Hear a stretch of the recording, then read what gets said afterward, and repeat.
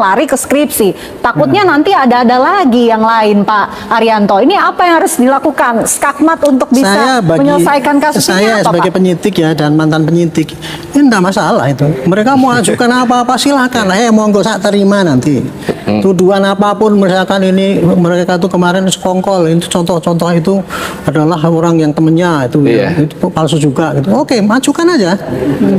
Kewajiban penyidik cuma nampung bukti ya, kita masukkan dalam BAP. Nanti di hakim akan ditanya, ini ada kesesuaian nggak dengan saksian yang lain, seperti tadi katakan Pak Saripto tadi, katanya gitu. Ini apakah sesuai dengan yang ini? Enggak cukup bukti ini toh. Nah ini semua yang diajukan kemarin itu ya, ada 18 kalau nggak salah. Nggak ada kesesuaian dengan yang lain. Contohnya itu tadi cuman skripsi nggak ada ininya. Tapi siapa yang merubah nggak tahu gitu. Dibilang bahwa itu mungkin jatuh, nggak mau percaya. Pembanding cuma 3, dibilang wah itu kan teman-temannya yang ditunjuk itu semua palsu, dibandingkan dengan palsu ya identik. Itu kan konyol. Itu justru argumentasi yang kayak gitu itu namanya itu pembohongan itu. Itu masuk juga di dalam kebohongan oleh hakim nanti dinilai kan gitu. Jadi bagi kami ya mau ngajukan apapun silahkan, nggak apa-apa, kita tampung nanti. Sekarang mumpung masih di dalam penyidikan di Metro, sampaikan ke Metro sana, nanti kalau dipanggil ya ngomong. Jangan kemarin dipanggil, oh saya nggak dipanggil namanya, ya ngapain saya ngomong. Itulah ketololan mereka itu menurut saya. Karena kalau yang namanya dipanggil itu ya, seorang pelapor itu ya dipanggil untuk klarifikasi, harus datang. Ini loh, menguatkan bukti-bukti itu. Tapi mereka kan dengan bangganya, wah saya cuma dituduh ini tanggal 26, nggak ngerti, nggak mau menunjukkan bukti-bukti yang lain yang menguatkan kebenaran dia gitu. Kira-kira jadi ini simpel. Metro sekarang pasti lagi nyari-nyari ya jejak-jejak yang lainnya itu. Kalau untuk pembuktian bahwa itu asli apa enggak, saya kira sudah cukup itu. Tapi pokoknya semangatlah untuk Polri.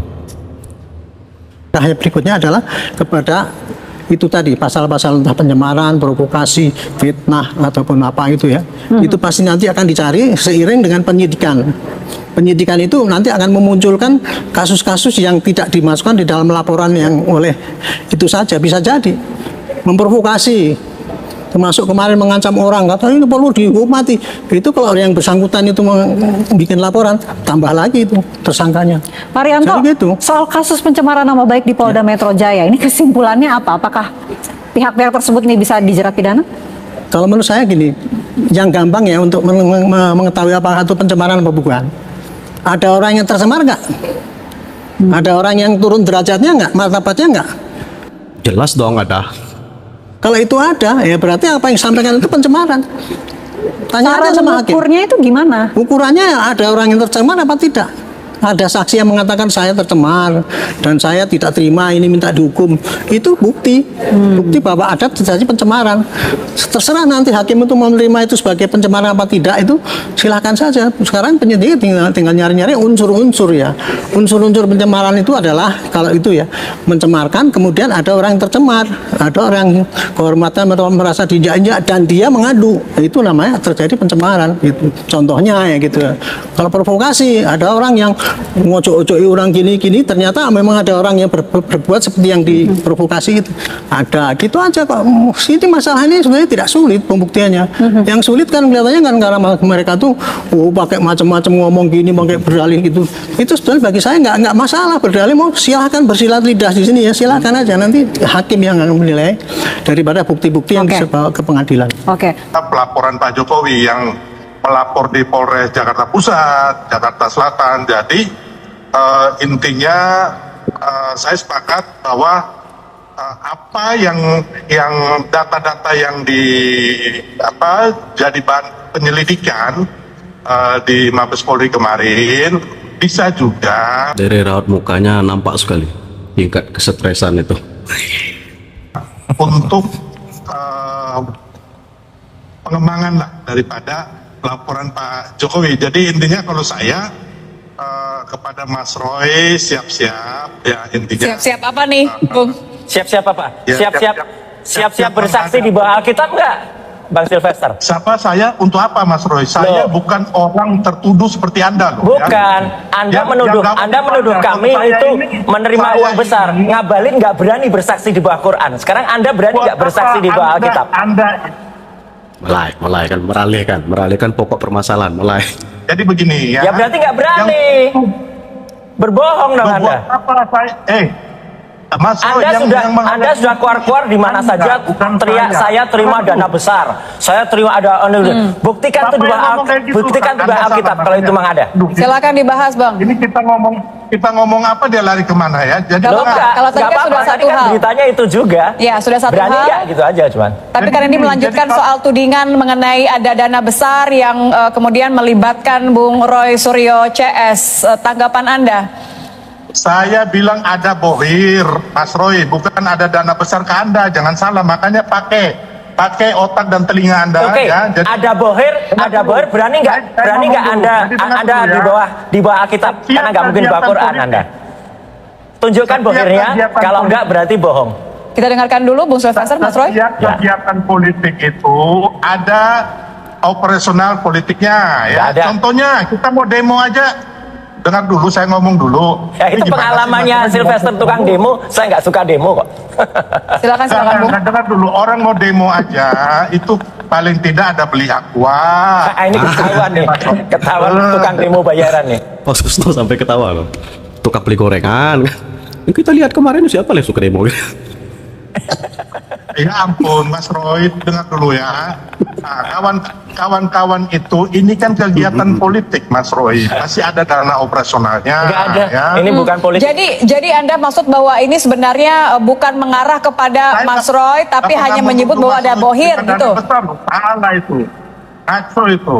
Saya mengatakan ada bohir di belakang teman-teman yang mengoperasionalkan secara politis kejadian-kejadian ini. Tunjukkan siapa? Ini kan tunjukkan siapa dan janjilah di bawah Alkitab. Gitu loh. Ya, jadi tunjukkan aja. Ya tunjukkan aja. Itu nggak ada masalah. Nanti kita. Ya udah tunjukkan aja. Kalau ada yang demikian. Ya kapan kita bikin forumnya lah. Gak usah bukti lah, tapi kan kita bisa berpikir secara waras. Bisa kan orang demo setiap hari, sedangkan orangnya pasti ingin mencari nafkah kan.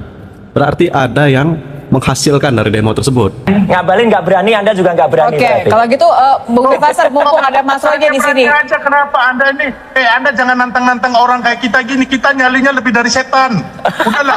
Iya benar, memang nyalinya lebih dari setan. Tapi untuk klarifikasi ya. Yang ngomong di medsos saja, bohong-bohong aja. Makanya kalian ini kan konyol, menuduh orang tapi tidak punya bukti. Pak Jokowi melaporkan dugaan fitnah dan atau pencemaran nama baik. Ya. Nah, Pak Jokowi membuat laporan, saya masih ingat kata-kata beliau, saya sudah dihina sehina-hinanya, Ya. saya sudah direndahkan serendah-rendahnya. Ya. Biarlah saya menempuh upaya hukum. Ya. Karena memang dia lihat bahwa gerakan-gerakan pembangunan opini publik di luaran itu luar biasa. Nah, saya juga jujur aja Bang LE. Ya. Saya nggak sampai kebayang sama saya kok sampai tokoh-tokoh sekelas Roy Suryo teman saya dan teman-teman yang lain tuh datang ke kediaman Pak Jokowi gitu loh. Iya. Nah, datang ke Nantang banget gitu ya. Nantang banget. Iya. Dan yakin banget. Iya. Yakin banget bahwa ini ijazahnya palsu. Iya. Ketika lembaga yang mengeluarkan itu menyatakan itu sah, kemudian tanda tangannya sah, orangnya ada, tahunnya ada, database-nya ada, Ya. maka Selesai. clear. Iya. Nah, tetapi mereka ini justru sangat percaya diri. Hakul yakin katanya bahwa ijazah ini palsu. Pertanyaannya, kalau dinyatakan itu palsu, pembandingnya yang aslinya Asli mana? mana? Ya. Kan gitu Bang. Ya. Nah ternyata ketika saya lihat di TV, pernyataan dari Rismon, pernyataan dari Roy Suryo, Pak Rizal, Dr. Tifa, saya melihat bahwa ternyata mereka menganalisa postingan dari kader PSI Ya. di salah satu Dian. di artificial intelligence ya. Ya. Ini yang mereka uji. Nah pertanyaannya, yang diuji ini fisiknya, Ya. iya kan? Ya. Atau bahan elektroniknya. Kalau kita melaporkan sesuatu yang katanya palsu, Iya. maka yang asli ada di kita. Ya. Setidak-tidaknya ada lembaga yang berwenang mengeluarkan mengatakan bahwa itu palsu. Ya. Nah sekarang Gajah Mada bilang tidak, Ya. Bareskrim mengatakan identik, Identik. Ya. lalu KPU. kemudian KPU mengatakan Udah clear. Sudah lulus, beliau merasa bahwa dicemarkan nama baiknya dan difitnah. Nah, kalau di dalam undang-undang informasi dan transaksi elektronik, Kan ada 3 katanya Bang ya? Iya. Pencemaran nama baik, iya, fitnah, fitnah, dan ITE. ya itu mengacu pada undang-undang elektronik. Oh, mengacu Nah, ITE. memang kenapa Pak Jokowi langsung buat aduan? Iya. Kenapa tidak diwakilkan? Memang undang-undang informasi transaksi elektronik itu Harus- delik aduan dan harus yang bersangkutan. harus bersangkutan. Prinsipalnya. Iya. Makanya beliau datang. Iya. Kalau posisi hukum saat ini yang terjadi di Bareskrim Iya. dan laporan di Polda Metro dengan fakta-fakta yang terjadi sekarang, saya yakin Iya. kasus ini jalan tol, Bang.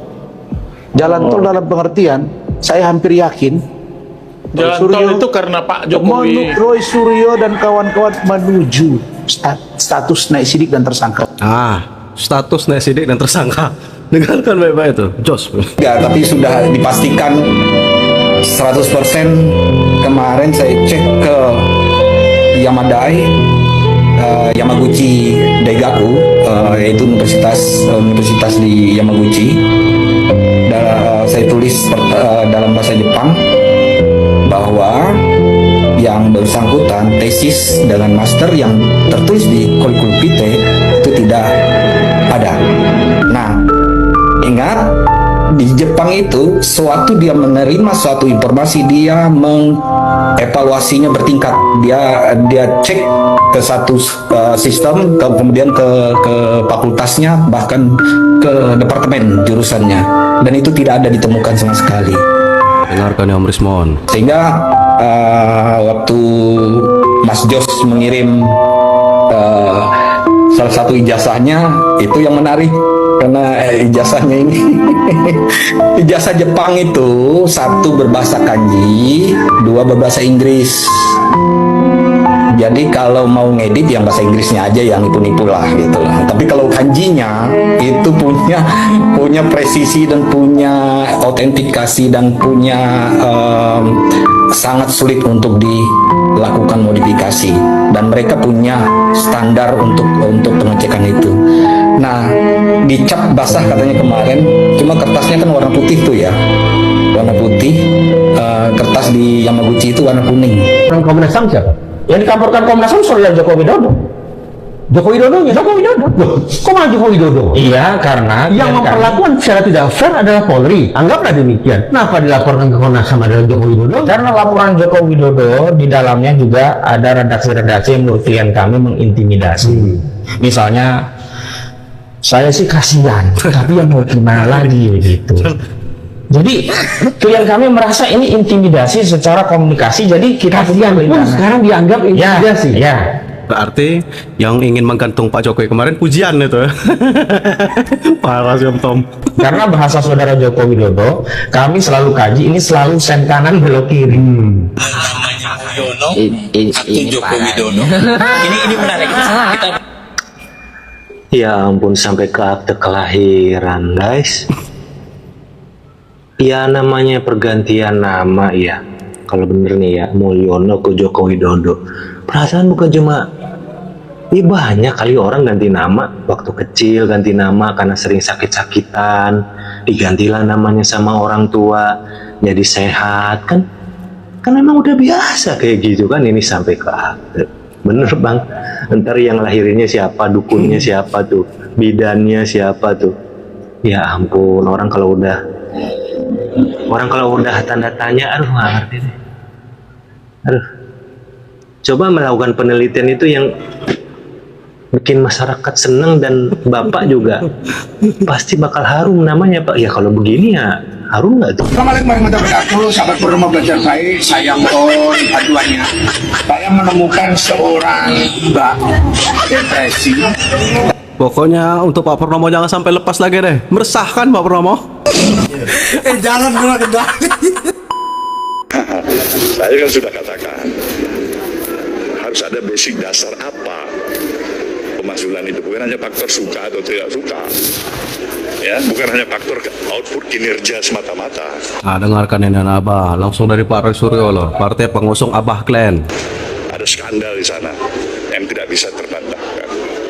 Mungkin itu kita progres atau proses ke arah pemakzulan.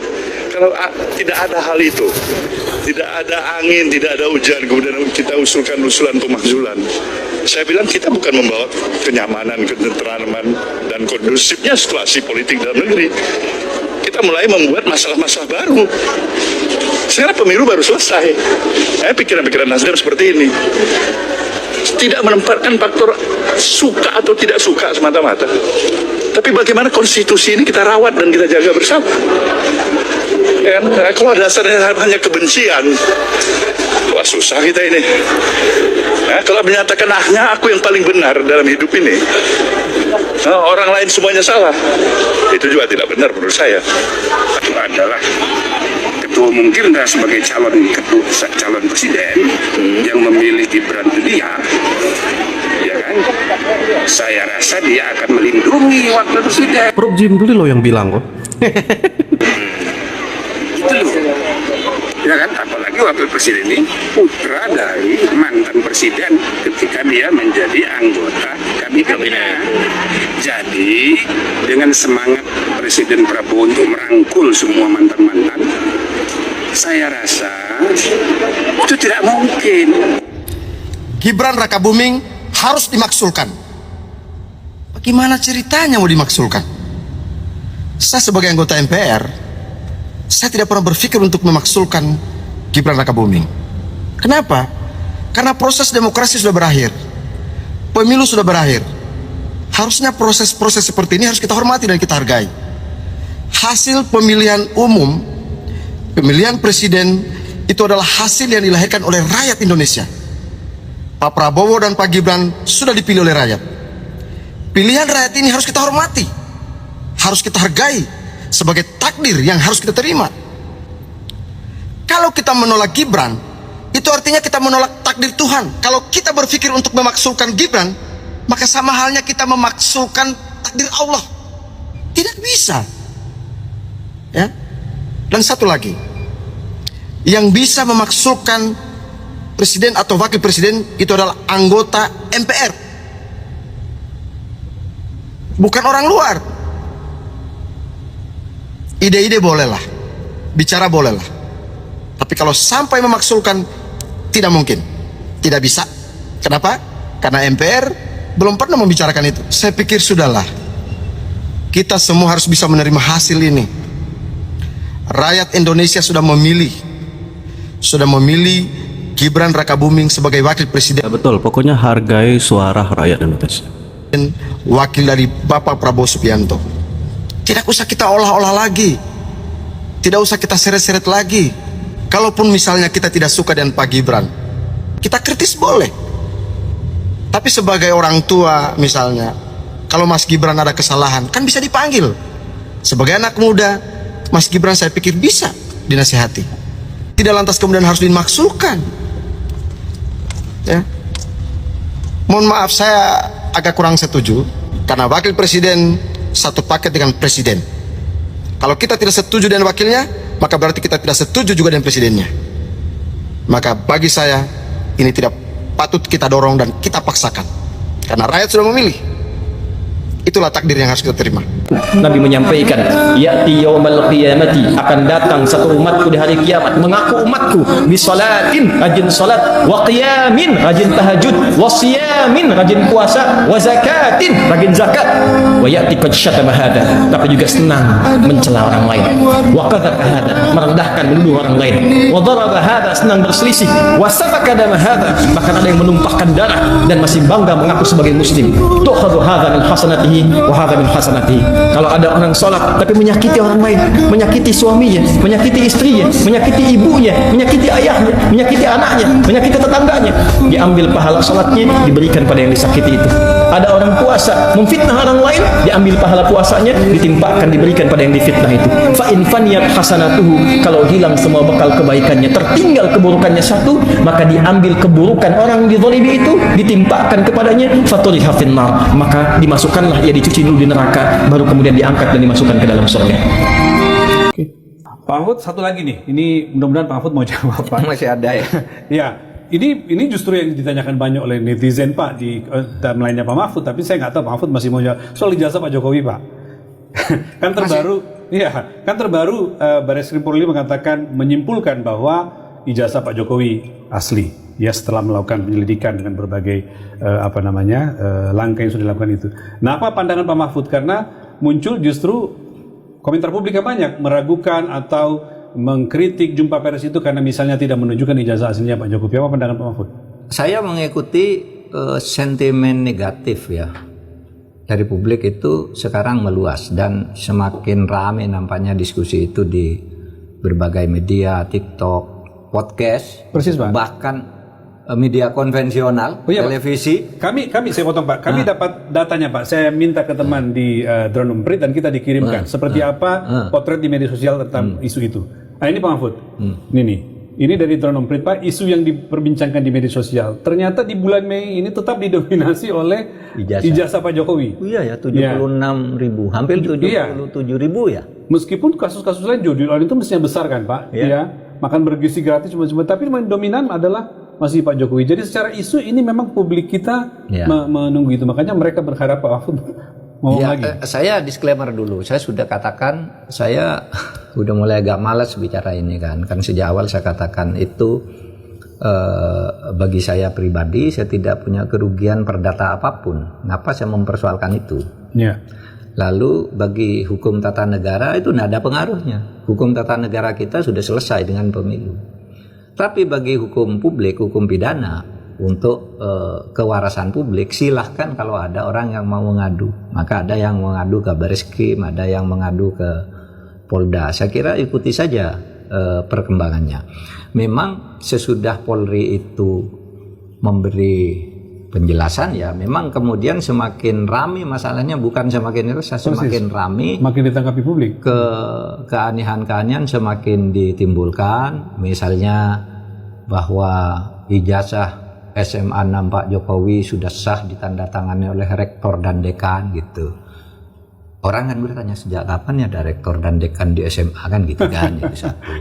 Kemudian gambar-gambar kalau Pak Bunga itu yang dicetak tahun sekian, bunganya di sini, hurufnya di sini sudah mulai bermunculan lagi sehingga orang menjadi tidak puas. Apalagi kemudian ini kan kasus pidana ya.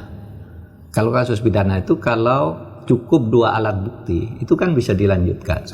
Ini dari kalau dalam ilmu sosial itu ada namanya istilah untuk menjamin validitas sesuatu itu ada namanya construct validity. Validitas yang ditulis secara konstruktif. Kalau ada 10 masalah untuk menjadi seorang sarjana itu syaratnya 1 harus mendaftar, 2 kuliah, 3 membayar uang kuliah, yang ketiga punya daftar nilai, yang keempat apalagi sampai ke wisuda. Kalau ini ada 10 kemudian ditemukan 8 benar, berarti belum sahih karena yang 3 nih gimana kan gitu. Itu kan itu dalam metodologi penelitian ya? Iya, metodologi penelitian sosial. Saya dulu mengerjakan gitu. Apa namanya? Construct validity. Construct validity. Biasanya kan dalam metodologi itu kan ada istilah validitas dan reliabilitas. Ya kan? Lalu construct validity-nya kalau dikonstruksikan syarat-syarat untuk menjadi ini ada 10. Ini 8 sudah benar tapi yang 2 tidak ada. Berarti kan bisa sudah ada 2 alat. Iya kan? Nah, tapi oke, saya hanya akan bicara rasional aja dari sudut metodologi. Ini kan soal hukum, silahkan. Hukum itu kadangkala berubah sesuai dengan tekanan publik atau sesuai dengan semakin menguatnya kekuasaan. Jadi biasanya ya itu bukan seharusnya itu tapi biasanya sering terjadi gitu, terutama kalau nyangkut orang-orang besar. Tapi sekali lagi saya tidak tertarik lah untuk membahas angka-angka ini. Makanya saya menduga Pak Mahfud udah nggak mau ngomong. Saya kan kurang bicara soal ijazah, ini sudah bagi saya udah selesai. Tapi Pak, terlepas dengan itu, jumpa pers yang dilakukan oleh polisi kemarin itu di mata Mahfud mungkin tidak akan menyelesaikan karena publik pasti akan terus bertanya. Iya, dan nyatanya sekarang semakin gencar. Kalau komentarnya masih negatif. Gencar. Dan meme di TikTok semakin bertambah setiap hari kan. Aduh, saya pusing juga tengah malam dikirim ini kirim ini, pihak yang sana mengirimi ini, pihak sana ngirim ini, macam-macam gitu. Saya jawab saya tidak ikut-ikut. Oke Pak Mahfud, cukup Pak. Terima kasih Pak untuk minggu ini. Oke, sekian dulu untuk minggu ini. Kita akan jumpa lagi dalam terus terang pekan depan. Dimanapun Anda berada, apapun profesi Anda, teruslah berkontribusi positif sekecil apapun untuk kemajuan Indonesia. Indonesia yang sejahtera, Indonesia yang adil, Indonesia yang setara. Jangan pernah lelah untuk mencintai Indonesia. Selesai.